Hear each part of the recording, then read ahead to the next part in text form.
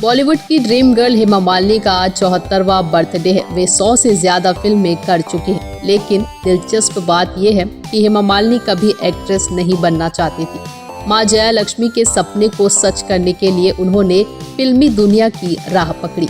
कई छोटी तमिल फिल्मों में काम करने और कुछ फिल्मों में रिजेक्शन मिलने के 4 साल बाद हेमा ने राज कपूर की फिल्म सपनों के सौदागर से डेब्यू किया।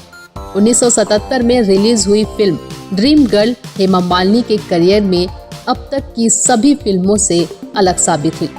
बता दें कि 80 दशक में हेमा मालिनी सबसे हाईएस्ट पेड एक्ट्रेस में से एक थी। न्यूज़ प्लस 21 की तरफ से हेमा मालिनी को जन्मदिन की ढेर सारी शुभकामनाएं।